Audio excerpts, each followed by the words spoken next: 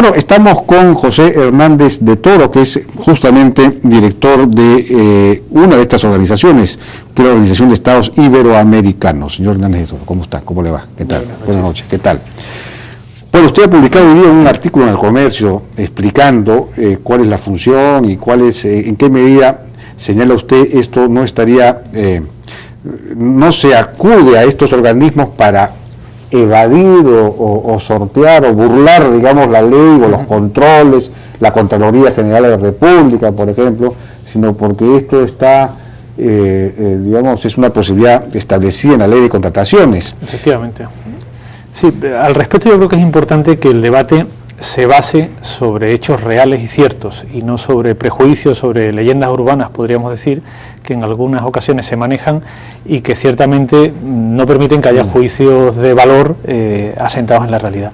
Y en ese sentido creo que conviene empezar por establecer cuáles son esas medias verdades o falsedades directamente que se establecen. Por ejemplo, se dice, recurrir a la modalidad de licitar a través de un organismo internacional significa sortear la ley de contrataciones, sacarle la vuelta a la ley. Falso. La Ley de Contrataciones, en su artículo 6, prevé la modalidad de recurrir a un organismo internacional y esa modalidad se regula en los artículos 86 a 89 del reglamento. Por lo tanto, no es una forma de sortear la ley, sino una de las modalidades previstas en la ley. Se dice también, recurrir a estos organismos es una cosa que solo sucede en el Perú y que... Falso también. Esto sucede en una decena de países de la región, países tan diversos como Argentina, Honduras, como Brasil o México. En definitiva, no es una circunstancia solo del Perú. Y en el caso concreto de la Organización de Estados Iberoamericanos, lo hacemos desde, la OEI está presente en el Perú desde hace 36 años, apoyando con proyectos de cooperación técnica en el ámbito de educación, de ciencia, de cultura, y en el año 2001 el presidente del Gobierno de Transición, Valentín Paniagua, solicitó a la OEI, autorizándolo legalmente mediante decreto supremo, que participase también apoyando a las entidades del Estado en la licitación y en la ejecución de obras públicas. Y aquí hay que explicar también cómo funciona un proceso de inversión pública. Lógicamente la mayoría de la audiencia no tiene por qué conocer en detalle todos estos temas de derecho administrativo. En cualquier inversión pública hay tres etapas claramente definidas por la ley. Lo que es la elaboración del expediente técnico, lo que es la licitación propiamente, seleccionar quién va a hacerlo, y lo que es firmar el contrato y ejecutar la obra con el ganador de la licitación. La ley establece claramente que las organizaciones internacionales solo pueden actuar en el segundo de estas etapas, es decir, desde convocar una licitación, publicando unas bases, hasta otorgar la buena pro. Elaborar el expediente técnico, que es definir las características de la empresa que tiene que hacer, experiencia, base financiera, etcétera. Definir las características técnicas del bien o del producto que se quiere contratar, el valor referencial a través de un estudio de mercado. Todo eso corresponde a las entidades del Estado, que luego pueden optar por recurrir a un organismo internacional o por recurrir por otra vía. Y una vez que si recurren a un organismo internacional, para lo cual hace falta firmar un convenio que tiene que tener una autorización administrativa, legal y jurídica, y tiene que ser firmado, pues en el caso de un ministerio por el ministro, en el caso de un gobierno regional por el Consejo Regional o por el Consejo Municipal, en caso de municipalidad. Cuando se finaliza el proceso y se otorga la buena pro, toda la documentación se traslada a la entidad del Estado, que es quien firme el contrato y tiene que asegurarse que el postor ganador cumple con el contrato, que no le dan gato por liebre, lo cual si lamentablemente sucediera tiene que... Pero hay casos en los que esta tercera etapa es ejecutada también por un organismo internacional. Hasta el año 2010 existía la figura de la administración de recursos por encargo, que consistía efectivamente en que era poco menos que le entrego el dinero a un organismo internacional que va a hacer la licitación, va a ejecutar la obra y llave en mano me entrega el producto final. A partir de la ley de presupuesto de 2010, hace ya más de 5 años, esta posibilidad desapareció, salvo en aquellos casos que, como excepción y de forma taxativa, cada año establezca la propia ley de contrataciones del Estado. Por lo tanto, también es una falsedad cuando se dice se le ha entregado a la OEI, por ejemplo, que en los últimos 4 años no ha hecho ningún proceso de administración de recursos, se le entregó dinero de tal gobierno regional para que ejecutara unas obras. No, no se entrega dinero. Lo que hace la OEI es realizar un proceso de selección con una serie de normas que tienen que respetar los principios de la ley, pero que garantizan más celeridad, más seguridad, más rigor en el análisis y una cosa fundamental, más transparencia.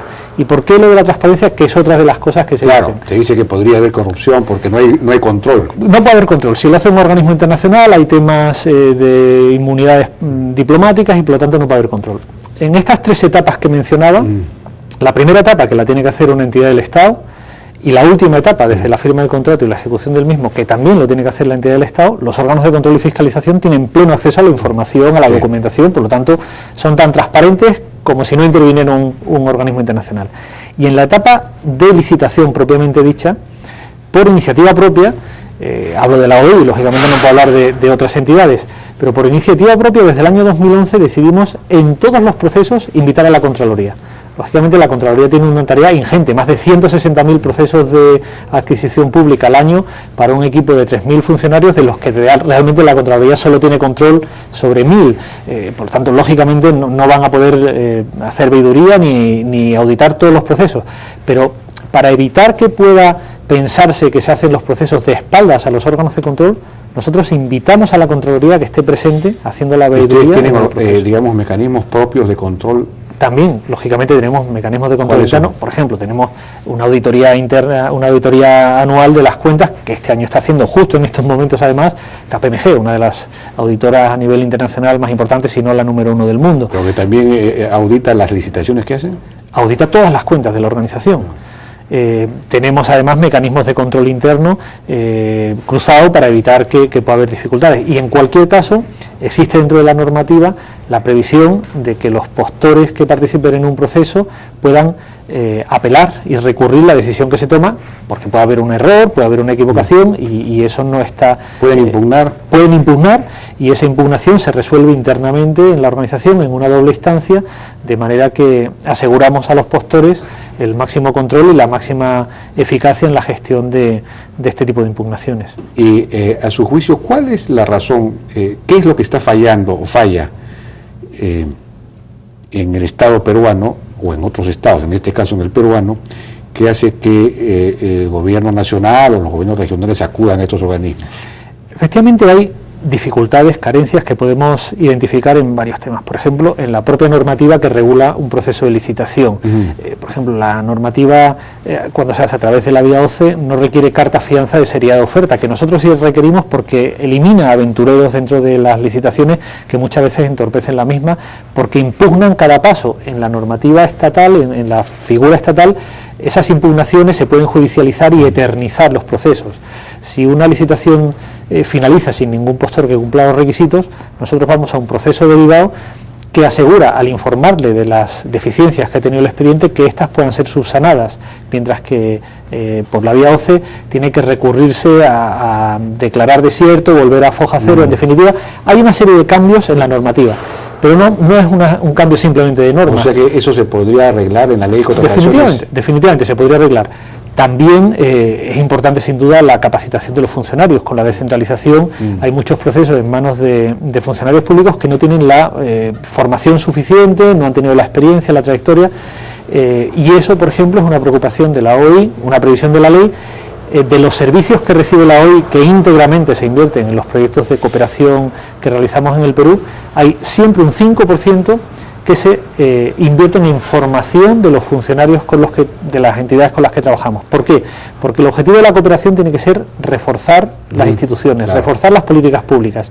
Y la cooperación, da igual que sea ayudar al Ministerio de Educación en mejorar la calidad educativa o ayudar a las instituciones públicas en hacer licitaciones más eficaces y transparentes, no puede perpetuar las carencias de las entidades, tiene que ayudarles a que se vayan empoderando y en un momento dado, más pronto que tarde, no sea necesaria este tipo de cooperación. Puede haber otras, pero no esta. Ahora, yo he escuchado mucho, usted está hablando de los funcionarios, que quizás la causa principal, junto con el tema de las impugnaciones, es el temor de los funcionarios a tomar decisiones por la Contraloría. Es decir, la Contraloría tiene unos auditores que no necesariamente conocen bien los proyectos, la lógica económica y técnica de los proyectos, y entonces hacen observaciones irracionales, por decirlo así, y eventualmente con consecuencias penales para los funcionarios. Entonces los funcionarios no toman decisiones, y entonces no... Es verdad que hay un sistema que puede resultar a veces un poco kafkiano, en la medida en que, por un lado, los criterios que se establecen, los parámetros para realizar las auditorías pueden no estar suficientemente claros, y eso, igual que hablamos de algunos ejemplos, seguro que se pueden definir mejor esos parámetros para identificar qué es lo relevante y qué es lo irrelevante, pero luego es necesario por ejemplo, en conversación con algún agente de cooperación internacional, señalaba lo imprescindible que resultaría en el Perú la creación de un cuerpo de funcionarios del tipo de lo que en algún otro lugar se llama abogados del Estado, es decir, juristas de primer nivel seleccionados en procesos de concurso público que aseguren a los funcionarios públicos que aquellos documentos que firman resultan absolutamente impecables desde el punto de vista legal, porque sin ese tipo de seguridad, protección legal. Exactamente, sin ese tipo de protección legal, muchos funcionarios, como bien señala, tienen temor. Habría que reformar también un poco la Contraloría, las normas de control, mejorar el nivel de los auditores. Lo que no cabe duda es que reformar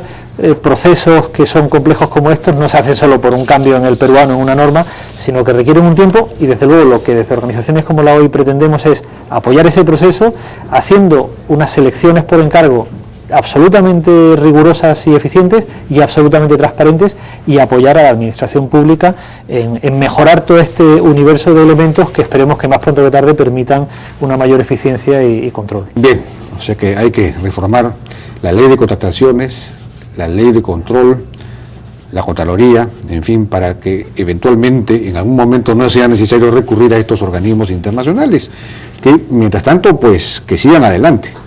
Bien, señor Hernández de Toro, muchísimas gracias. Gracias a usted.